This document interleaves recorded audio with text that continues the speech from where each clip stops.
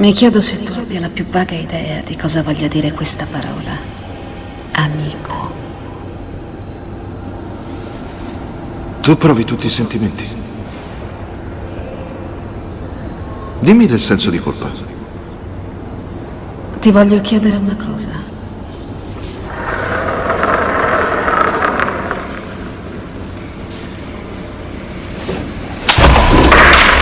Perché sei vivo?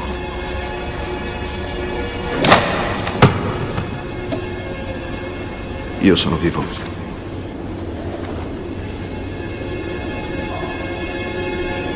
Io vivo per salvaguardare la continuità di questa grande società, per servire l'India. A circolare, tu esisti per continuare la tua esistenza. Ma qual è il punto? Qual è il punto della tua esistenza? Sentire. Tu non l'hai mai provato e non potrai mai saperlo, ma è vitale come il respiro. E senza quello, senza amore, senza rabbia, senza dolore, il respiro è solo un orologio che fa tic-tac.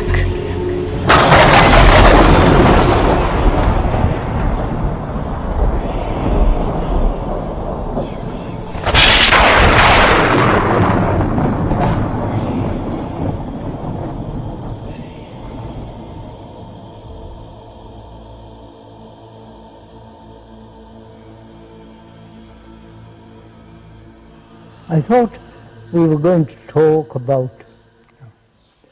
the future of man. Yes.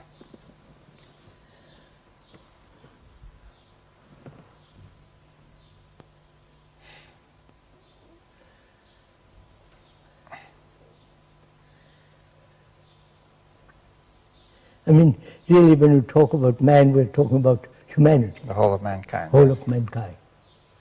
Not the British or the French or the Russian or the American, but the whole of The future is all human beings. interlinked now anyway. As things are, but from what one observes, the world has become tremendously dangerous. Yes. Terrorists, wars, and the national divisions and racial divisions. Some dictators who want to destroy the world and so on and so on. And also religiously there is tremendous separation. Yes, and I think there's the economic crisis and the ecological crisis, Yes, which are ecological and economic problems. Problems seem to be multiplying more and more. So, what's the future of man? What's the future of not only the present generation, but the coming generation? Yes, well, the future looks very grim. Very grim. If you were quite young, and I was quite young, what would we do, knowing all this? What would be our reaction? What would be our life, our way of earning a livelihood and so on? Yes, well, I've often thought of that. For example, I've asked myself, would I go into science again? Yes. And I'm not at all certain now, because science does not seem to be relevant to this crisis. No. They are, on the contrary, they are helping. It makes it worse, yeah? Yes, they are helping. It might help, but in fact it isn't. Right? So what would you do? I think I would stick to what I'm doing. Well, that would be easy for you. For me, quite easy. But there are several problems, of course. I don't know if you want to discuss them. If a person is just starting out, he has to make a living, right? Of course. Now, there are very few opportunities now, and most of these are in jobs which are very limited. Limited and unemployment right throughout the world. Yes. I wonder what you would do, knowing that the future is grim, very depressing, dangerous, and so uncertain. Where would you begin? Yes, well, I think one would have to stand back from all these particular problems of my own needs and the needs of the people around me. Are you saying one should really forget oneself for the time being? Yes. Even if I did forget myself, and when I look at this world in which I'm going to live, I know have some kind of career or a profession, and an employment, what would I do? This is a problem that I think most young people are facing. Yes, it's clear.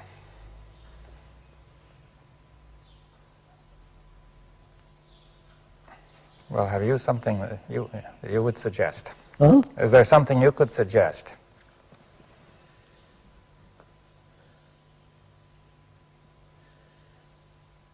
See, I think I don't think in terms of evolution. Yes, I understand that. That's a point that I was expecting we would discuss. Huh? I was expecting we would discuss that. Yes, I don't think there is psychological evolution at all.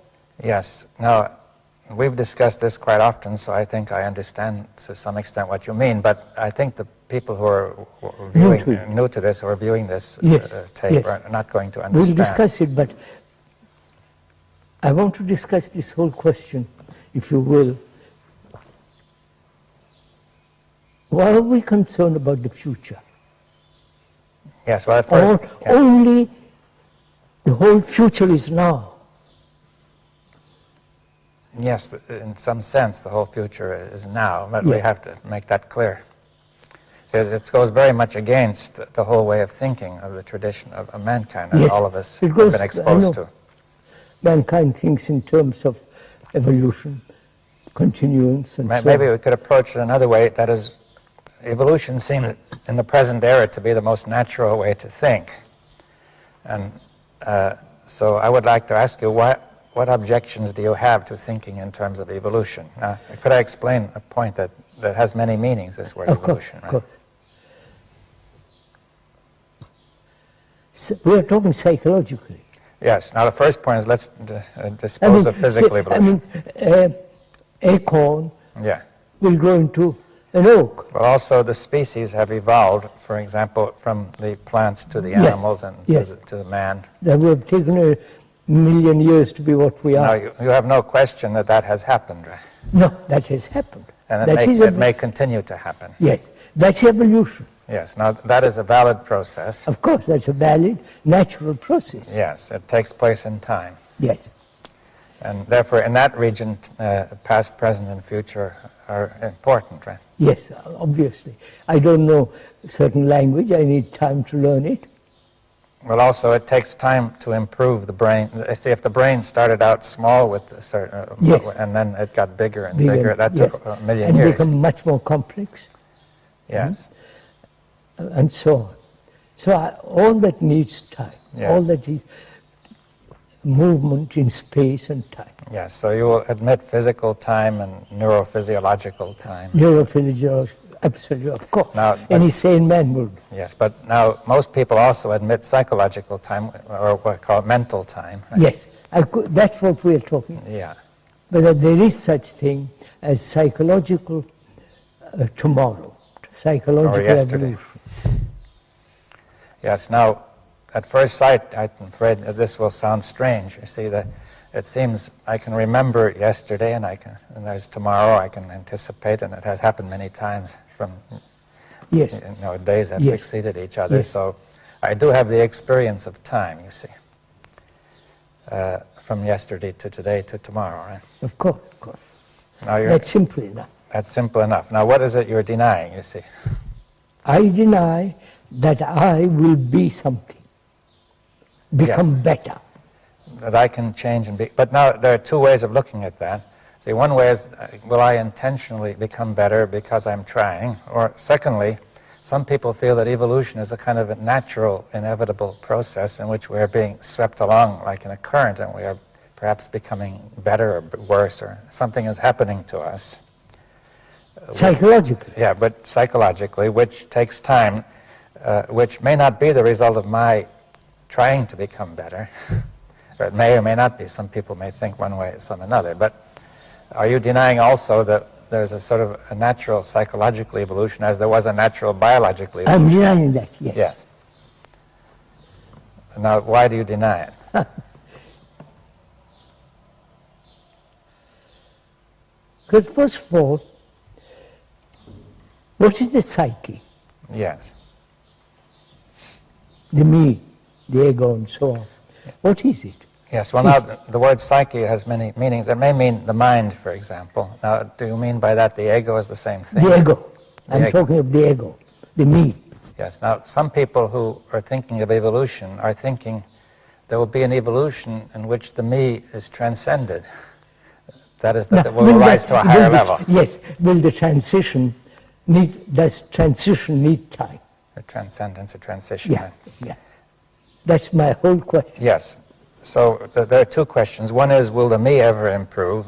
Now, that's one argument. And another argument is, even if we suppose we want to get beyond the me, can that be done in time? Is that it? That cannot be done in time. That's yes. Now, we have to make it clear why not. Yes, I will. We'll go into it. Mm-hmm.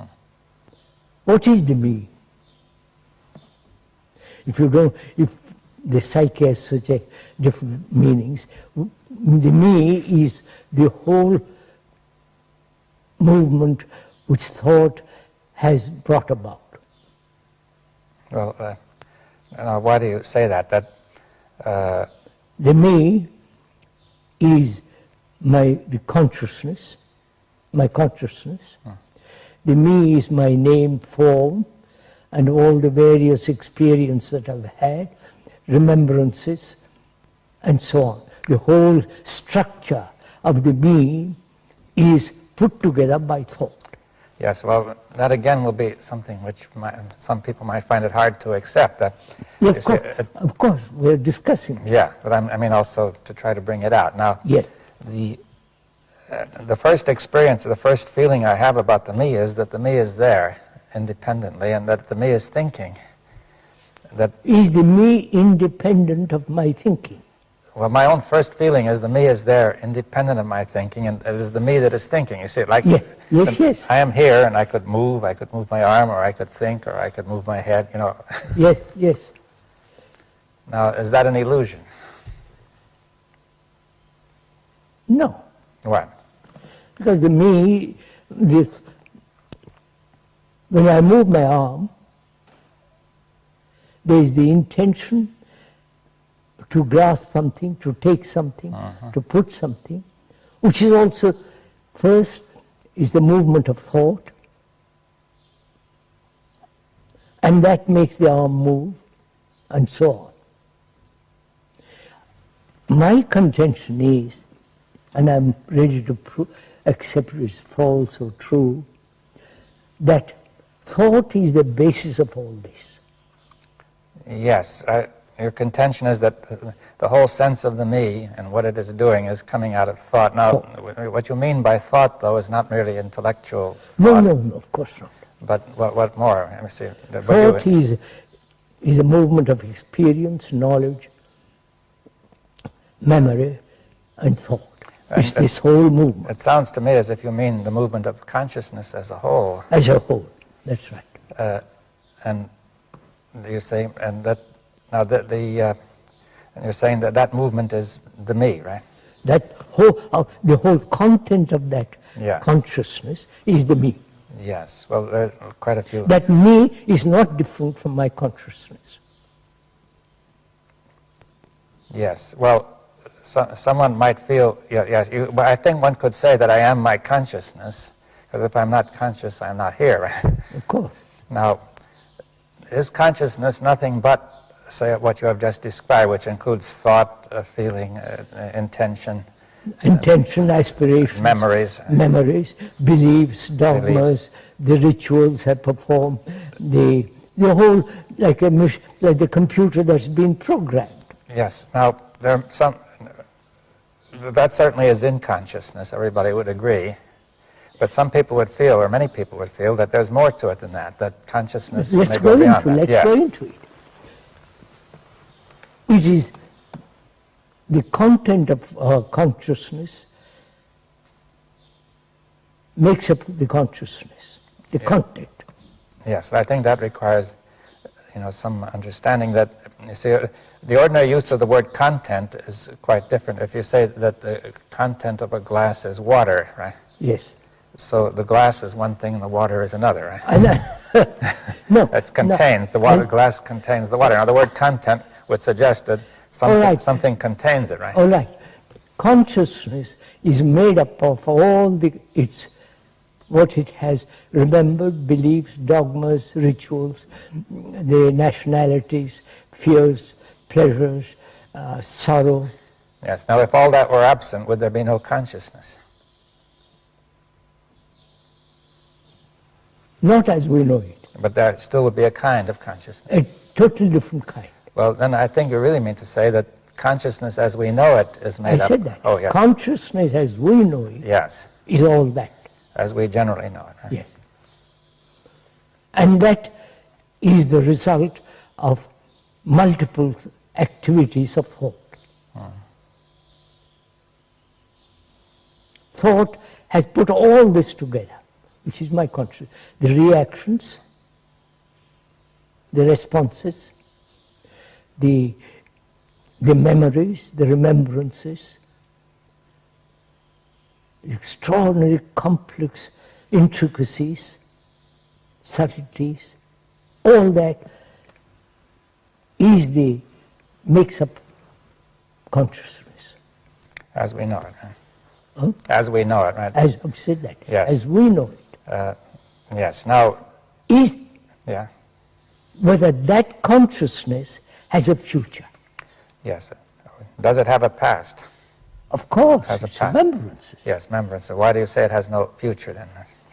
If it has a future, it will be exact the same kind of thing moving.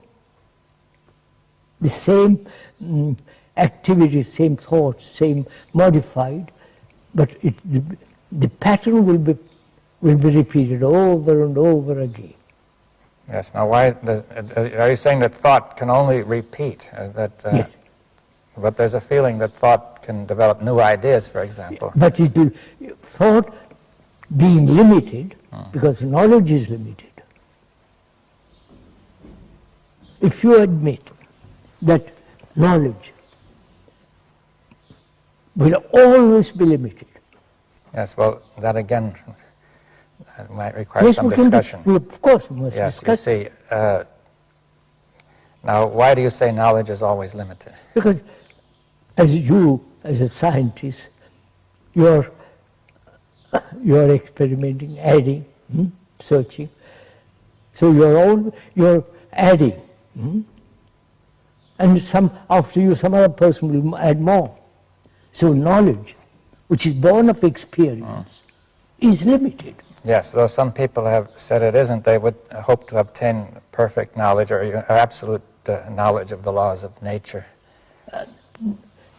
The laws of nature is not the laws of human being. Well, do you want to restrict the discussion then to knowledge about the human being, right? Of course, that's all what we're even talking there you about. could question whether that knowledge of nature is possible, Of course, too. we are talking about the future of man. Yeah, now, all right, so we're saying that man cannot obtain unlimited knowledge of the psyche, is that what Yeah, that's right.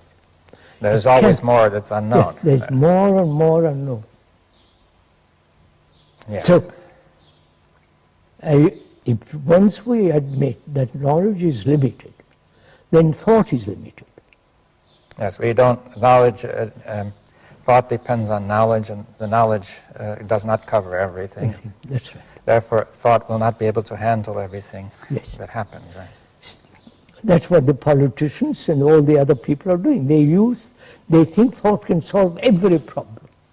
Yes, you can see in the case of the politicians that knowledge is very limited. In fact, it's almost non-existent. But And therefore, when you lack the adequate knowledge of what you're dealing with, you create confusion, right? Yes. So, then, as thought is limited, our consciousness, which has been put together by thought, is limited. Yes. Now, why does that mean we can you make it clear that that means we can only stay in the same circle? Same circle. See, one of the ideas might be, if you compare with science, that people might think, though my knowledge is limited, I'm constantly discovering. But what you discover Yeah. is added to, but it's still is limited. It's still limited. That's the point, that I can keep on. See, I think one of the ideas behind a scientific approach is that though knowledge is limited, I can discover and keep up with the actuality. But that's also limited. My discoveries are limited, and there's always the unknown which I have not That's discovered. why I'm saying the unknown, the limitless cannot be captured by thought. Yes. Because thought in itself is limited. If you and I agree to that, not only agree, but it's a fact. Yes, well, perhaps we should bring it out still more. That is, thought is limited. Even though one may easily verbally admit thought is not limited, there's a very strong predisposition, feeling, tendency to feel that way, that thought can do anything. Anything. Right? It can't. It has. See what it has done in the world.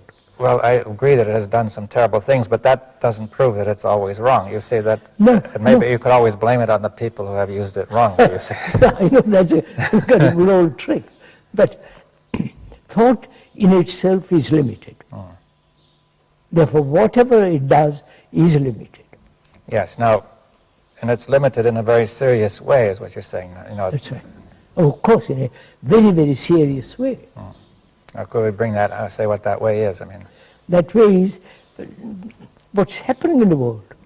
All right, let's look at that. The totalitarian ideals is the invention of thought. Yes, well, we could say that the very word totalitarian means they wanted to cover the totality, but they couldn't. They couldn't. They couldn't, the thing collapsed, right? It's collapsing. Collapsing. Now, but then there are those who say they are not totalitarians. But the Democrats and all the rest of the Republicans and the Democrats and the idealists and so on, all their thinking is limited. Yes, but it's limited in a way that's very destructive. It's very serious and destructive. Now, in what way could we bring that out? You see that I could say, okay, my thought is limited, but, well, it may not be all that serious. You see, why is it so important? That's very simple, because whatever action is born of limited thought must breed conflict. Inevitable. Yes. Like dividing humanity into geographically, into nationalities and so on, so on, so on, religiously, has created havoc in the world. Yes, now let's connect that with the limitation of thought. That is, my knowledge is limited, right? We said that. And how does that lead me to divide the world into? Aren't we seeking security? Yes. And we thought there was security in the family, security in the tribe, security in nationalism. So we thought there is security in division. Yes, it seems now it's come out that, take the tribe, for example. See, one may feel insecure. Now, because it says, with the tribe I am secure, that is a conclusion. And I think I know enough to be sure that's so, but I don't. Other things happen that I don't know, which make that very insecure. Other tribes come along. No, the very division creates insecurity. It helps to create it, yes, but I'm trying to say I don't know enough to know that, right? No. I don't see that, right? So you don't, but one doesn't see it because one has not thought about anything, looked at the world as a whole.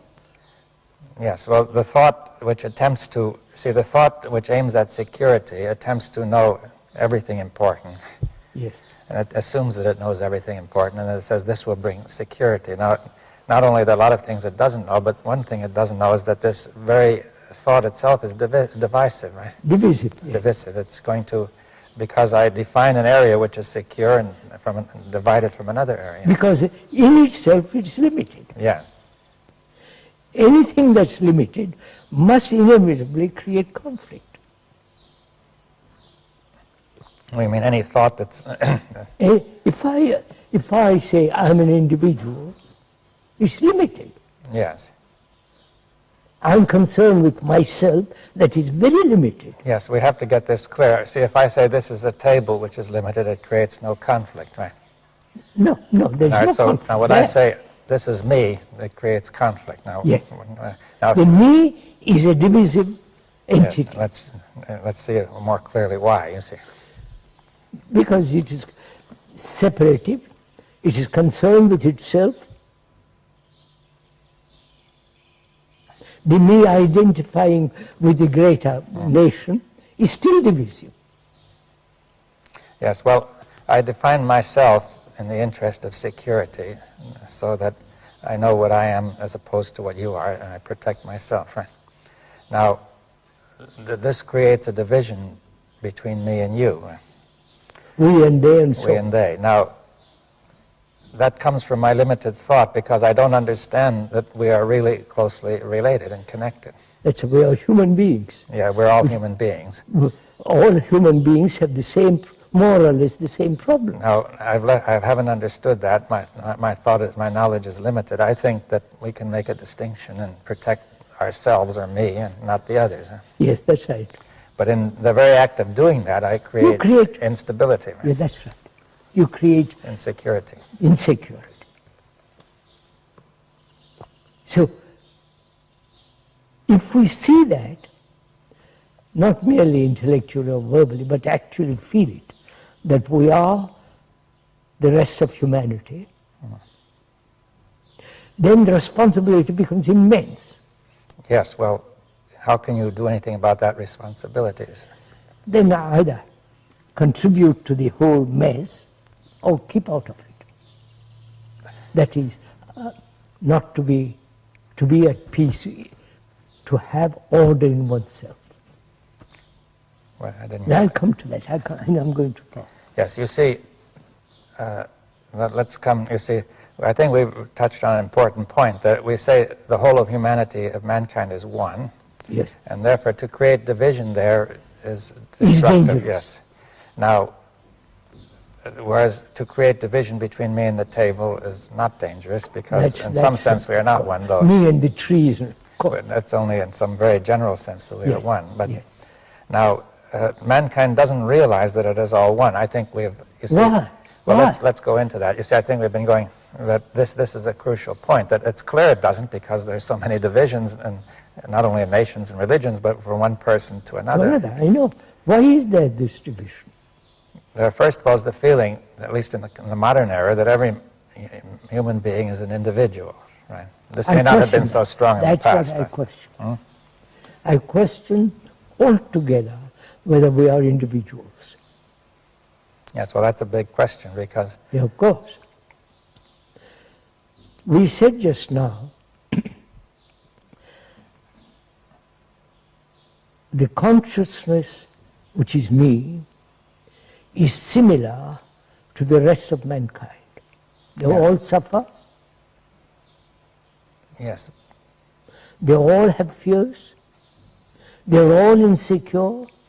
They have their own particular gods and rituals, all put together by thought. Yes, well, I think this calls for some, there are two questions here. One is, not everybody feels that he is similar. Most people feel they have some unique distinction. At least they... What do you mean, unique distinction? Well, distinction in doing something? Well, there may be many things. Like, for example, one nation may feel that it is able to do certain things better than another. One person has some special things he does, or qualities. Of course. You are better, you are more intellectual than I am. You are somebody else better than this and that. Yeah, he may take pride in his own special abilities or advantages. But when you put away that, basically we are But same. now, yes, we have to say, what does it mean? That you're saying that these things you've just described, which are... Superficial. Yes, now the things that are basic are what? Is fear, sorrow, pain, anxiety, loneliness, and all the human travail. Yes, well, many people might feel that the basic things are the highest achievements of man. The highest achievements of mankind, and not Which is these. what has he achieved? Well, let's discuss it. You see that? Yes, I yes. mean, many people, at least I understand. We've discussed this often, but I think we must Yes, sir. bring it Go out. in, let's Now, go into it. What have we achieved? Well, for one thing, people may feel proud of the achievement of man in science, in art, in culture, in We have technology. achieved in all those directions, certainly we have. Yes. Vast technology, communication, travel, medicine, surgery Yes. has advanced tremendously. Yes. I mean, it's really remarkable in many ways. There's no question about it. Yeah. Now, you're What saying that have all... we psychologically achieved? Yes, I mean, one point is to say none of this has affected us psychologically. That's right. Right. And the psychological question is more important than any of the others, because if the psychological question is not cleared up, the rest The other is thing, dangerous. yes. They're quite right, dangerous. If we psychologically are limited, then whatever we do will be limited. And the technology will then be used by our limited... Yes, the master is this limited psyche and not the rational Sane, rational structure of technology. Right? And in fact, technology then becomes a dangerous instrument. Now, so that is one point, that the psyche is at the core of it all. And if the psyche is not in order, then the rest is useless. If the house is in order, Yeah, and now the second question is, although we're saying that there are certain basic disorders in the psyche, or lack of order, which is common to us all, and we may all have a potential for something else, but the second point is, are we all one, really, you see? That is, even though we are all similar, that doesn't say we're all the same, right? We're all one. no, we said in our consciousness, basically, we have the same ground on which we stand. Yes. Well, that's, you see, from the fact, let's say, the human body is similar, it doesn't prove they're all the same. Of course, right? your body is different from mine. Yes, we're in different places and Of course, of different course. entities and so on. Now, but I think you're trying to say that the consciousness is not an entity which is individual. That's The right. body is an entity which has a certain individuality. That's right. That all seems so Yeah, but clear. I think it may be clear, but I think... Your body yeah, is different from mine. yes. I have a different name than you. Yeah, well, we also have different, though similar material, it's different. We can't exchange, because the proteins in one body may not agree with those in the other. Now, many people feel that way about the mind, saying that there's a chemistry between people which may agree or disagree. Yeah, but actually go deeper Yes. into the question. Consciousness is shared by all human beings. Yes, That's my whole point. Yes, now, the feeling is that the consciousness is individual and that it is communicate, as it were, that it is... I think that's an illusion, Trans- because we are speaking of something that's not so. yes, well, and what are you want to say that there is one consciousness of mankind? It's all one. It's all one, and that's important, Yeah. because whether it's many or one is a crucial question. Yeah. Now, it could be many which are then communicating and building up a larger unit, or you're saying from the very beginning it's all one, From the very beginning, it's all one. and the sense of separateness is an illusion, right? And that's what I've said over and over again. That seems so logical saying. The other is insanity. Well, yes, now people don't feel that, one doesn't immediately feel that the notion of separate existence is insane, because one extrapolates from the body to the mind. One says it's quite sensible to say my body is separate from yours, and inside my body is my mind. And that, of course, Now, are you saying the mind is not inside the body? Now, that's quite a different question. Let's finish with the other point. Yeah. If each one of us thinks that we're separate individuals psychically, we have done what we have done in the world is colossal mess. Well, if we think we are separate when we are not separate, then it will clearly be a colossal mess. If That's it were what's happening. Each one thinks he has to do what he wants to do, fulfill himself.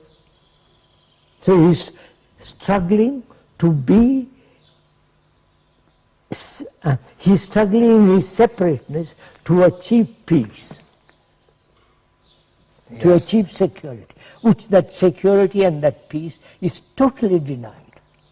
Yes, well, the reason it's denied is because there is no separation. You see, if there were really separation, it would be a rational thing to try to do. But, actually. But if we're trying to separate what is inseparable, the result will be chaos, right? That's right. Now, that's clear, but I think that it will not be clear to people immediately that the consciousness of mankind is one inseparable whole. Yes, sir. Inseparable whole. Absolutely right. And many questions will arise if you once even consider the notion, but I don't know if we have gone far enough into this yet, one question is, why do we think we are separate? Why? Why do I think I'm separate? That's my conditioning. Yes, but why? How did we ever adopt such a foolish conditioning? From childhood, it's mine, my toy, not yours. Yeah, but the first feeling you get is, I say it's mine because I feel I'm separate. You see, yes, now, one doesn't start out, see, it isn't clear how the mind which was one came to this illusion that it is all broken up into many pieces. I think it's again the activity of thought. Thought, in its very nature, thought is divisive, fragmentary, and therefore I'm a fragment. Yes, well, thought will create a sense of fragments. You see, you could see, for example, that once we decide to set up a nation, then we will be separate from, think we're separate from the other nation, and all sorts of things, consequences follow, which make the whole thing seem independently real, that you have all sorts of separate language and a separate laws and separate this, and you set up a boundary. And after a while, you see so much evidence of separation that you say, you forget how it started, and you say that was there always, and we are merely proceeding from what was there always. That's why I feel if once we grasp the nature of thought, the structure of thought, how thought operates, what is the source of thought, and therefore it's always limited. If we really see that, then... Now, the source of thought is what? Is it memory? Memory. Yes. Memory is a remembrance of things past, which is knowledge, and knowledge is the outcome of experience, and experience is always limited. Yes, well, thought includes, of course, also the attempt to go forward, to use logic, to take into account discoveries and insights. You know, as we were saying some time ago, thought is time. Yes. Now, all right. So let's. Now, that thought is time. Now, that requires more discussion too, because I see the first experience is to say time is there first, and thought is taking place in time. Right? I know.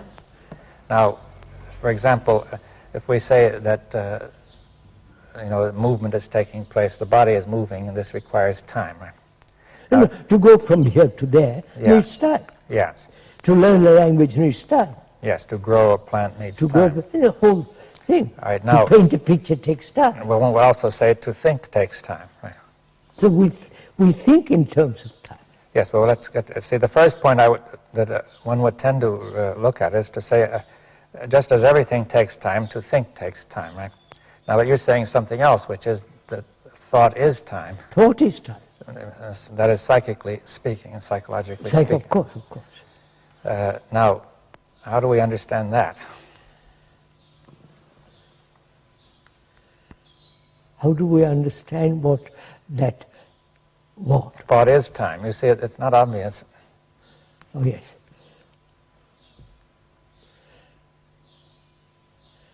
Would you say thought is movement and time is movement? Right, that's movement. Now, yes, well, these are, you see, time is a mysterious thing. People have argued about it. You know, we could say that time requires movement. I could understand that we cannot have time without movement, right? Time is movement. Time is movement. Now, but not time is not separate. I don't say it's separate from movement, but you see, to say time is movement, you see, if we said time and movement are one. Yes, I'm saying that. Yes. Now, they cannot be separated, right? No. All right, because that seems fairly clear. Now, there's physical movement, which means physical time, right? Physical time. There's the heartbeat time, and so on. hot and cold, and also dark and light, the sunset, seasons, yeah. sunrise, all that. Yes. Now, then we have the movement of thought. Now, that brings us into the question of the nature of thought. Is thought nothing but a movement in the nervous system, in the brain? Yes. Would you say that? Yes. I mean, some people have said it includes a movement of the nervous system, but there might be something beyond. You know, what is time, sir, actually? Actually, what is time? Time is hope. Psychologically. Psychological. I'm talking entirely psychological one for the tends moment. to keep on thinking. Of course. We have understood that. Yeah. Time, I mean, hope is time. Becoming is time. Achieving is time. Now, take the question of becoming. I want to become something psychologically. I want to become non-violent. Take that for example. That is altogether a fallacy. Yes. Well, we understand it is a fallacy, but you know, the reason it's a fallacy is that there is no time of that kind. Is that it? That no. That there is. No, sir. Right. Human beings are violent. Yes. And they've been talking a great deal, Tolstoy in India, of non-violence. The fact is we are violent. Yes, but... And the non-violence is not real.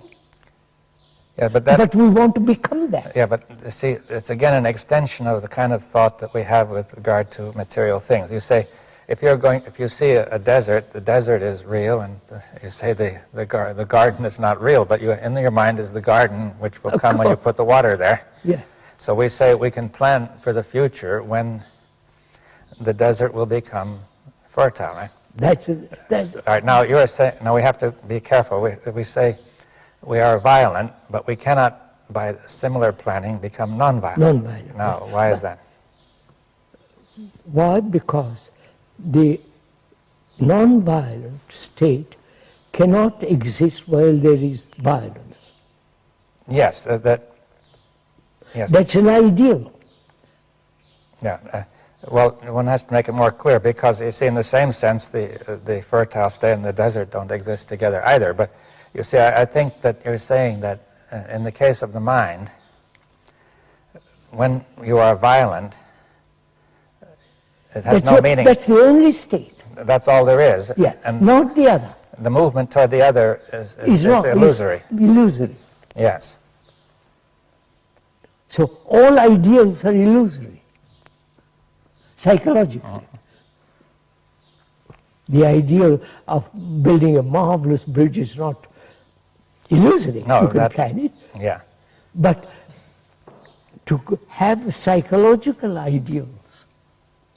Yes, if you are violent and you continue to be violent while you are trying to be not violent, no, it's so obvious. It has no meaning, right? There's no meaning. And yet that has become such an important thing. So the becoming which is to either becoming what is or becoming away from what is. Yeah, what should be, yes. I question both.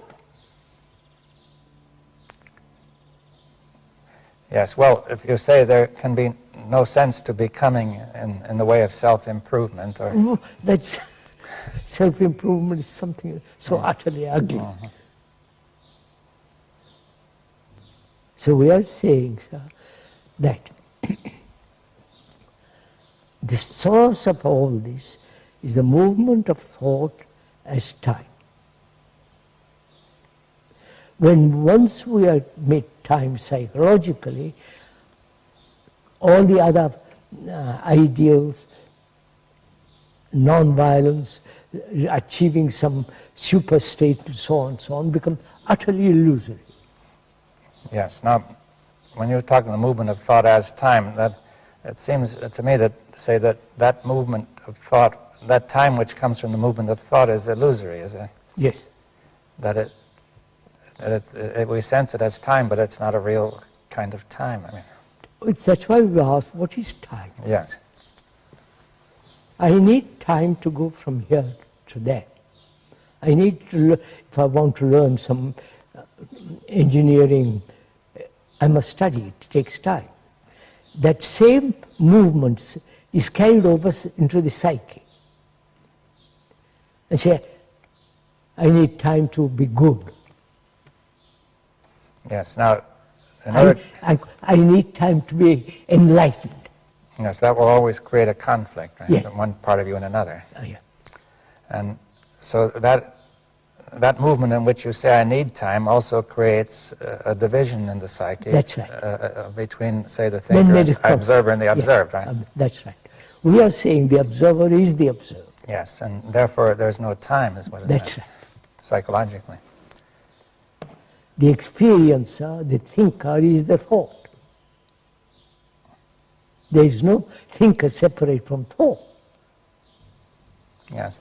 All that you're saying, seems very reasonable, but I think that it goes so strongly against the tradition, or what we are used to, that it would be extraordinarily hard for people to really, generally speaking, to... No, most people, sir, they want a comfortable way of living. Let me carry on as I am, for God's sake, leave me alone. Yeah, but that's the result of so much conflict that people are worn out by it, I think. I mean, but in escaping from conflict or not, resolving conflict exists, whether you like it or not. So that's the whole point, is it possible to live a life without conflict? Yes, well, that's all implicit in what has been said. That's right. That the source of conflict is thought or knowledge, or the past. Right? So then one asks, is it possible to transcend thought? Yes. Or is it possible to end knowledge? I'm putting psychologically, not... Yes, well, we say ordinary knowledge of objects, material objects and things like that, knowledge of science will continue. Absolutely, that must continue. But what you might call self-knowledge is what you're asking to end, isn't it?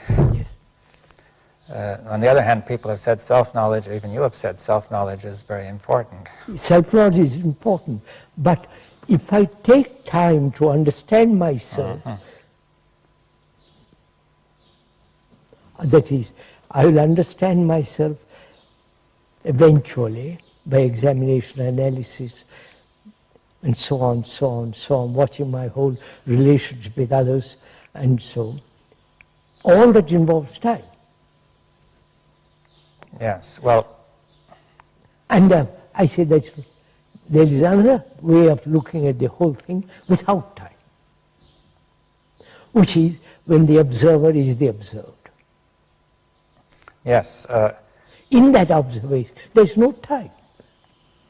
Could we go into that further? I mean, for example, if you say there is no time, but still you feel that you can remember an hour ago you were somewhere Of course, else. I mean, that would be Now, in what crazy. sense can we make it that there's no time, you see? Time is division. Right? As thought is division, that's why thought Well, time is time. Yeah, time is a series of divisions of past, present, Present, future. Yeah. So, thought is also that, divisive. So, time is thought, or thought is time. Yes, well, I mean, it doesn't exactly follow from what you said, but I mean, we've explained it. Let's go into it. Yeah. You see,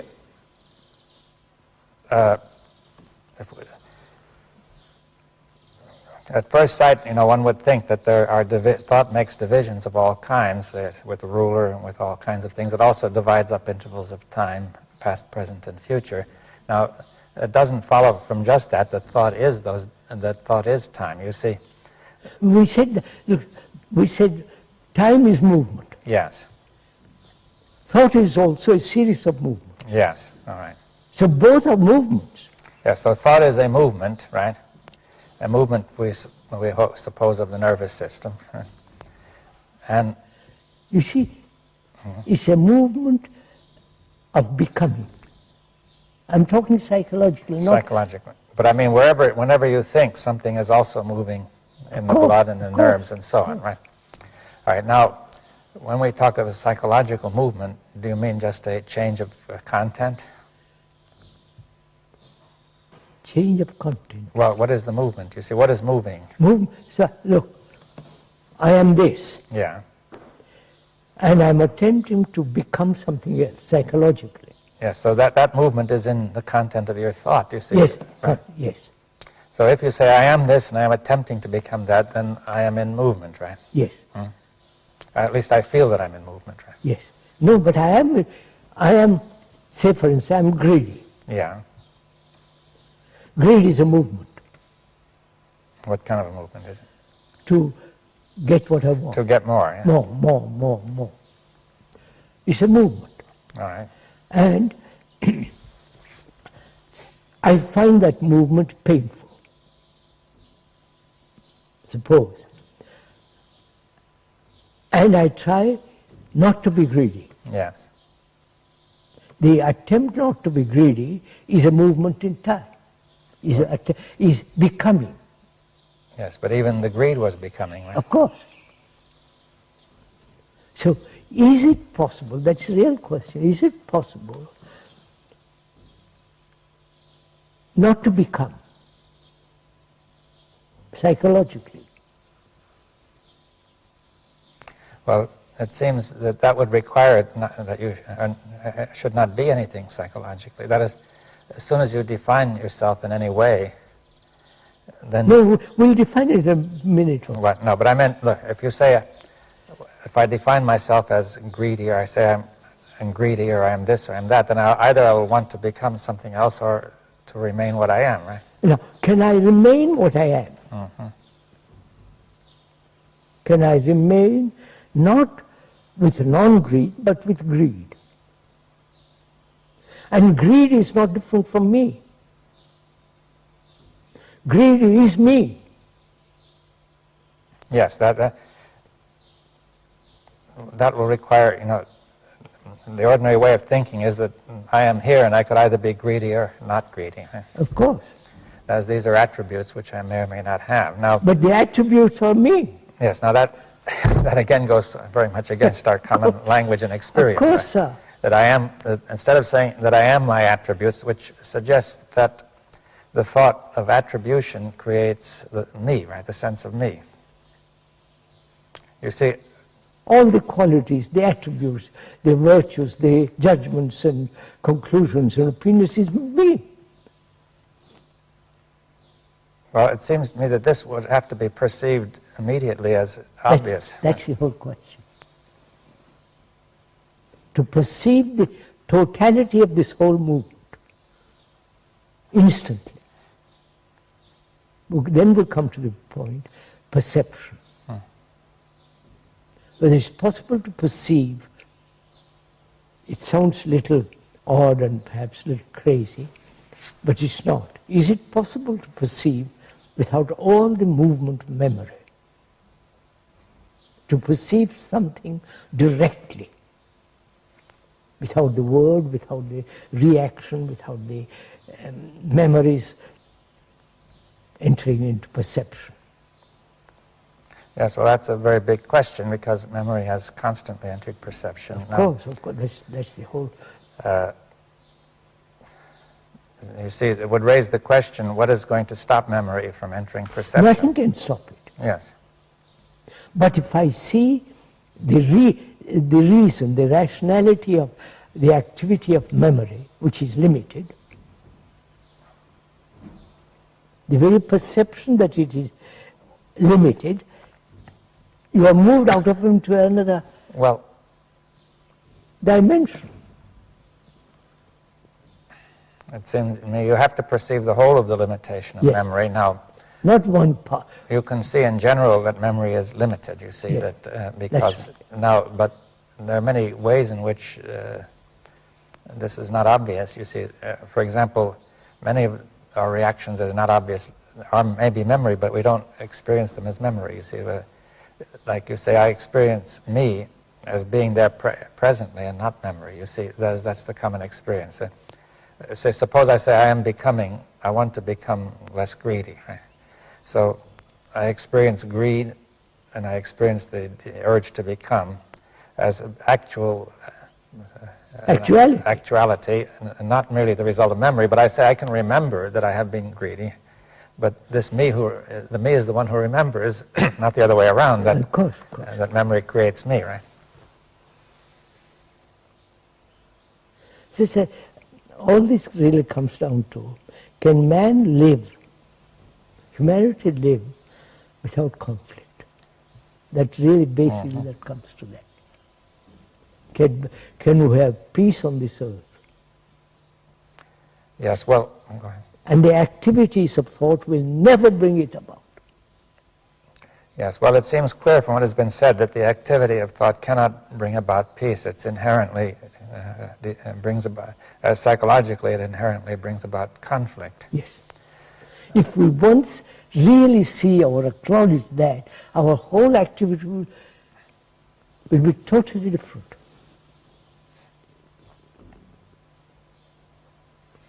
But are you saying that there is an activity which is not thought then? Which is not? Which is beyond thought? Yes.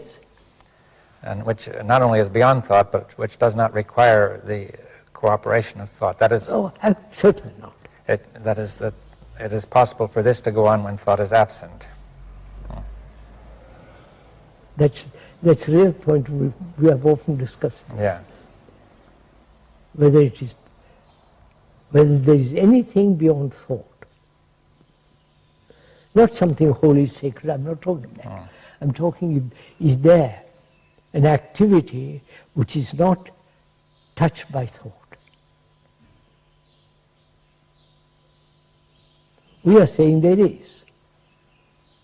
And that activity is the highest form of intelligence.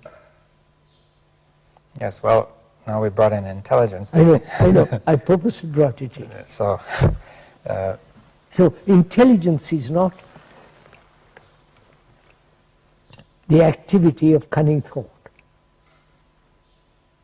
There is intelligence to build a table. Yes, but intelligence can use thought, as you were saying, often said, right? Intelligence can use thought. Yes, or thought can be the action of intelligence, would you put it that way? Yes. Or it could be the action of memory. Huh? That's it. Either the action is born of memory, and therefore memory is limited, therefore thought is limited, and it has its own activity, which then brings about conflict. Yes. I think this would connect up with what people are saying about computers. You see, every computer must eventually depend on some kind of memory, Memory, yes. Which is put in, or else programmed, and that must be limited, right? Of course. Because now the therefore, when we operate from memory, we are not very different from a computer, or the other way around. Perhaps the computer is not very different from us. Say once, a Hindu has been programmed for the last 5,000 years to be a Hindu. Or in this country, or you're being programmed as British, or as a Catholic, or a Protestant. Yes. So we're all programmed up to a certain extent. Yes. Now then we could say that you're bringing in the notion of an intelligence which is free of the program, which is creative perhaps. Yes, that's right. And that intelligence has nothing to do with memory and knowledge. yes, it may act in memory and knowledge, but it has nothing to do with it in its It may origin. act through memory, Yeah. etc. That's right. And How do you find out whether it has any reality, not just imagination and romantic nonsense? How do you find out? To come to that, one has to go into the whole question of suffering, whether there is an ending to suffering. And as long as suffering and fear and the pursuit of pleasure exist, there cannot be love. yes, well, there are many questions there. Now, the first point is, say, suffering, or including pleasure, fear, and suffering, and I suppose we could include anger and violence and greed in there. Of course, otherwise, Yes. Now, we could say that all those, we're saying first of all that all those are the response of memory. yes. They're nothing That's to do with right, intelligence. all part of thought and memory. And that as long as they are going on, it seems to me that intelligence cannot operate in thought, That's right. or through thought. So there must be the freedom from suffering. Yes, well, that's a very key point. Now, That's a really very serious and deep question, whether it's possible to end suffering, which is the ending of me. yes, well, yes, again, of course, it may seem repetitious, but the feeling is that I am there, and I either suffer or don't suffer. That is, I either enjoy things or suffer. Yes, I know that. Now, I think you are saying that suffering arises from thought. It is thought. Identified Yes, and that. attachment. So what is it that suffers? You see, there's this feeling. Say, it's really the opposite of the feeling of pleasure. It seems to me that whenever pleasure, memory may produce pleasure, and then when it doesn't work, it produces. When it's frustrated, it produces pain and suffering.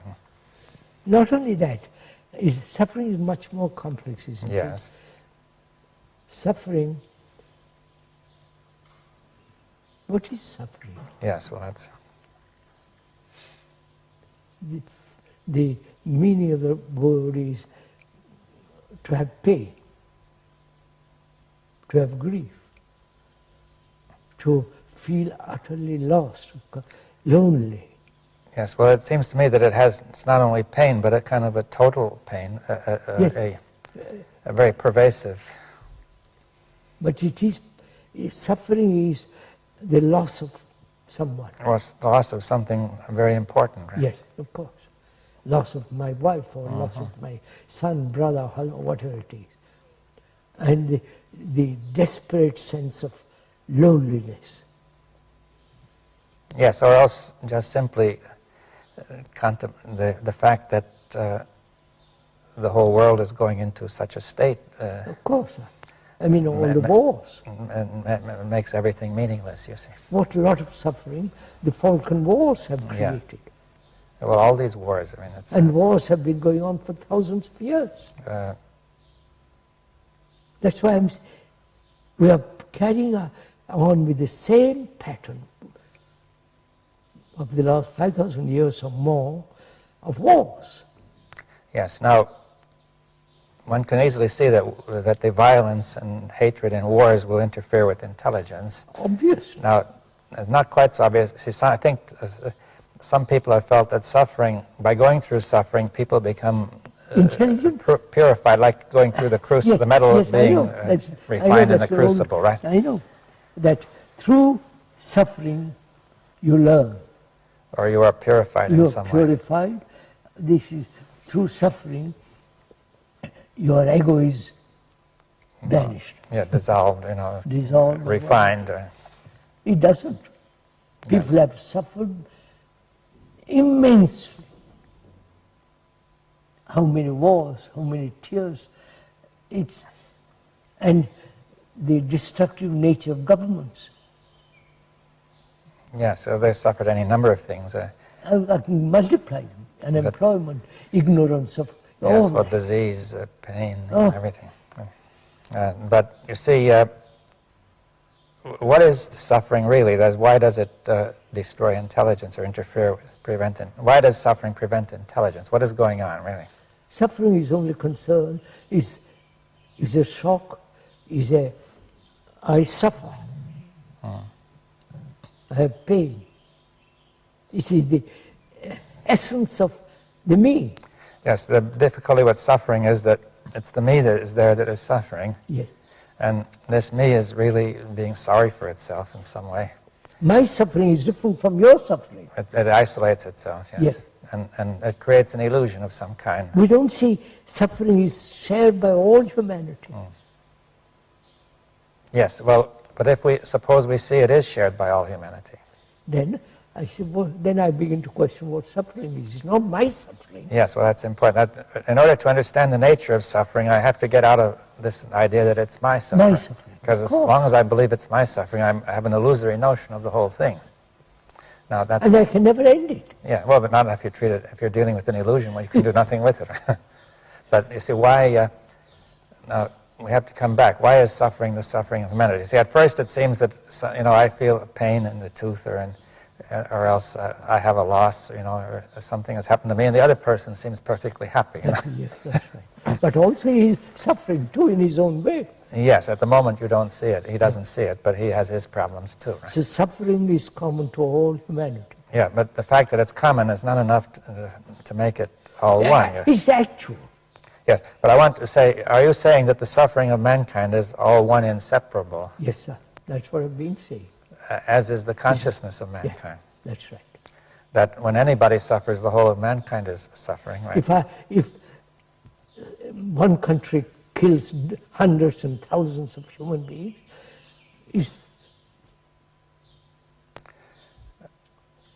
the whole point is we have suffered from the beginning of time. We have suffered, and we haven't solved it.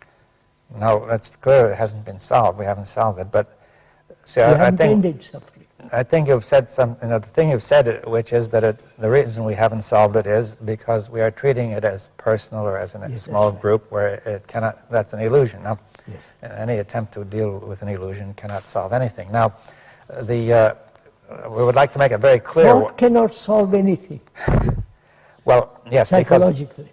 the thought, you can say that the thought itself divides. Let's say, thought is limited. It is not able to see that this suffering is all one, right? Yes, And because therefore it divides it up, right? That's It's mine and yours and theirs. that's right. And that creates illusion which only multiplies suffering. Now, it seems to me that the statement that suffering of mankind is one is inseparable from the statement the consciousness of mankind is one, right? We said that. Yes. Suffering is part of our consciousness. Yes. But one doesn't get the feeling immediately that this suffering belongs to the whole of mankind, you see. So, the world is me, I am the world. Yes, you've often said that. Yeah. But we have divided as British Earth and French Earth. Now, do you mean by the world the physical world or the world of society, or? The world of society, world of psychological world, Yeah. chiefly. Yes, so we say the world of society, of human beings, is one. And I am, now when I say I am that world, what does that mean? The world is not different from me. The world and I are one, Yes, right? We are inseparable. yes. And that's real meditation, that's real. You must feel this in not just verbal statement, it is an actuality.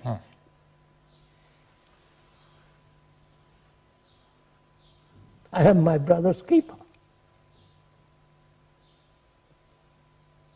Yes, now many religions have said that. And they're just verbal statements. Well, And they don't keep it. They don't do it in their well, heart. perhaps some have done it, but in general it's not being done, right? I mean, there may have been a few, right? But that's not, we human beings haven't done it. Our religions actually have prevented it. Well, because of division, every religion course. has its own beliefs and its own Of course. organization. Its own gods and its own saviors. Yes. So, from that, is that intelligence actual? Yes. Or is it some kind of fanciful projection hoping that will solve our problems? No, it's not to me. It is an actuality. Because the ending of suffering means love. Yes, now, before we go on that, you see, we have to clear up a point about me. You see, you said it's not to me. Now, in some sense, it seems that you are still defining an individual. Yes, yes. Is that right? When I say I'm really not, I'm using the word I as a means of communication. It's not. Yeah, but what does it mean? You see, are you, in some way, let's say that there may be two people, say A who is the way you say, and B who is not, right? Yes. Now, so A says it's not, that seems to create a division between A and B. That's right. But B creates the division. Yes. Well, So what is the relationship between the two? yes. You see, B is creating. Yes, well, B is creating the division by saying I am a separate person, but it may confuse B further when A says it's not that way to me, right? Yes. So that's the whole point, isn't it, in relationship. You feel that you're not separate. Yes. And that you really have this sense of love and compassion. And I haven't got it. I haven't even perceived or gone into this question. What's your relationship to me?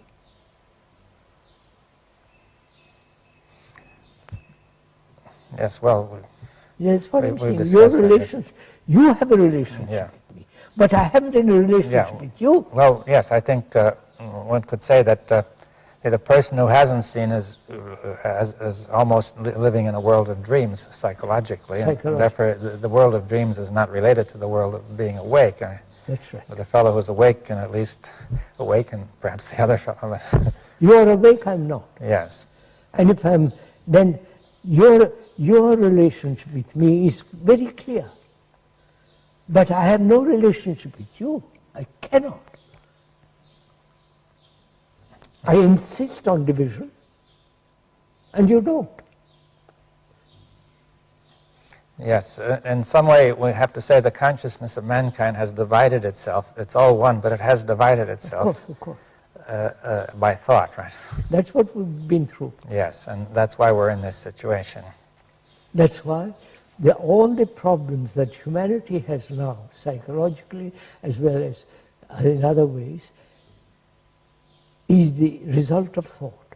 And we are pursuing the same pattern of thought. And thought will never solve any of these problems.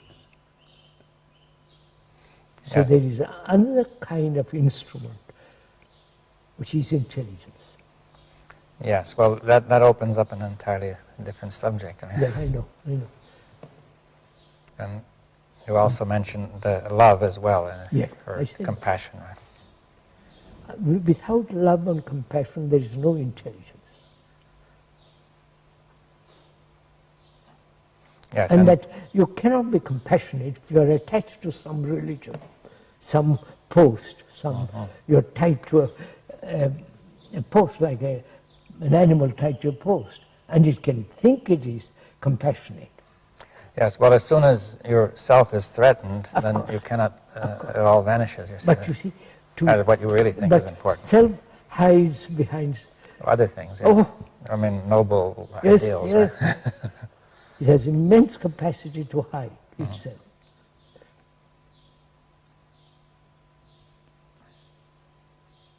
So what is the future of mankind?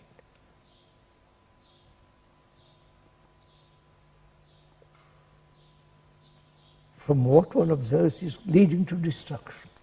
Well, that's the way it seems to be going, yes. Very gloomy, grim, dangerous, and if one has children, what is their future? To enter into all this?